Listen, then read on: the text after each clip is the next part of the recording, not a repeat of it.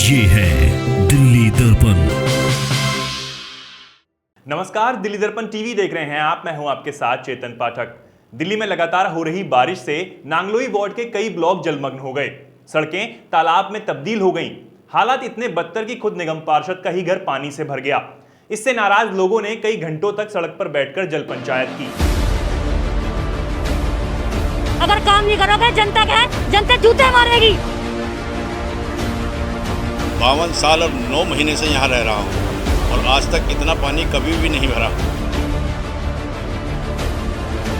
दिल्ली वाले बड़ी बेसब्री से मॉनसून का इंतजार कर रहे थे। मॉनसून तो आया, लेकिन कितनी बड़ी मुसीबत साथ लाया इन तस्वीरों में देखिए। यहाँ के नांगलोई वार्ड की सड़कें तालाब में तब्दील हो गई हैं। यहाँ की मौजूदा निगम पार्षद ज्योति रछोइया और पूर्व निगम पार्षद भूमि रछोइया का घर भी पानी पानी हो गया है। घर के अंदर तक की तस्वीरें बयां कर रही हैं कि स्थिति कितनी भयावह है। इलाके के जो भी लोग जल भराव की समस्या लेकर आए, रछोइया परिवार उनके साथ घर के सामने भरे पानी में ही कुर्सी डालकर बैठ गया। सभी ने घंटों पानी में बैठकर जल पंचायत की। निगम पार्षद ज्योति रछोइया को बीजेपी ने अभी हाल ही में निष्कासित किया है। ऐसे में वे नगर निगम, दिल्ली सरकार और स्थानीय विधायक धर्मपाल लाकड़ा को इस स्थिति के लिए सीधे तौर पर जिम्मेदार मान रही हैं। कल से काफी लोग परेशान हो रहे हैं। काफी लोगों की संख्या मेरे घर पे भी आके प्रदर्शन भी कर रही है।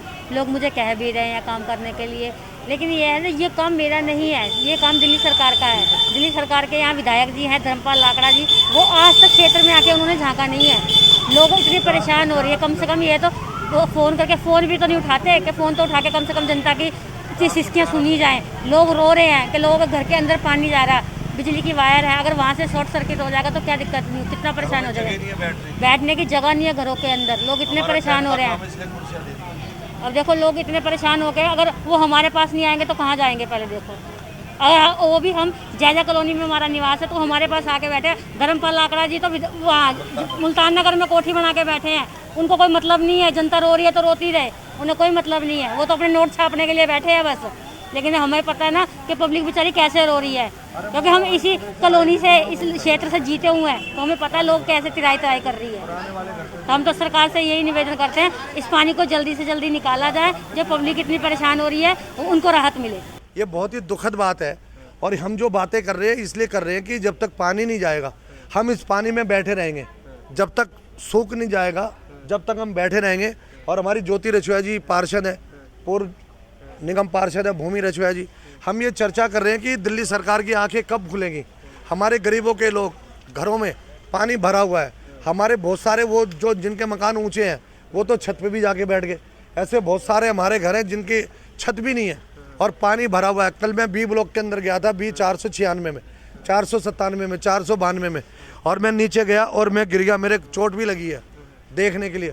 और दिल्ली सरकार की बिल्कुल आंखें नहीं खुल रही। ये निकास होना चाहिए। विकास तो जो शीला दीक्षित जी के टाइम पे नहीं हुआ, कोई विकास नहीं हो रहा और अब निकास की जरूरत है इस पानी की। स्थानीय लोगों का कहना है कि पिछले 50 सालों में स्थिति इतनी भयावह कभी नहीं हुई। इलाके के नाले साफ नहीं हुए हैं। नतीजा, इलाके की सड़कें तालाब में तब्दील हो गई हैं। जिधर तक नजर जाए पानी ही पानी है। कुछ लोग घरों में कैद हो गए तो कुछ लोगों के घरों में पानी पानी हो गया। ऐसे में उनके सामने शौच करने का भी संकट खड़ा हो गया है। जल भराव से नाराज कुछ लोगों ने सड़कों पर आकर प्रदर्शन कर जाम करने की भी कोशिश की। इलाके के लोगों का ये भी कहना है कि स्थानीय विधायक कभी इलाके में आते ही नहीं। 52 साल और 9 महीने से यहाँ रह रहा हूँ और आज तक इतना पानी कभी भी नहीं भरा, क्योंकि ये काम दिल्ली सरकार का है। और वोट लेने के लिए जब आते हैं तो हाथ जोड़ कर जनता से वोटों की भीख मांगते हैं। जब जनता परेशान होती है तो किसके दरवाजे जाएं। अगर इस इलाके में कैंप नंबर 2 में अगर कोई भी नेता मंत्री आगे से वोट अगर मांगने आया ना, तो वो अपनी खैरियत अपने आप ही सोच ले, क्योंकि हर आदमी परेशान है। घर में घुसा हुआ है पानी, लैट्रिन, बाथरूम, रोटी, सब्जी, हर चीज़ से परेशान है।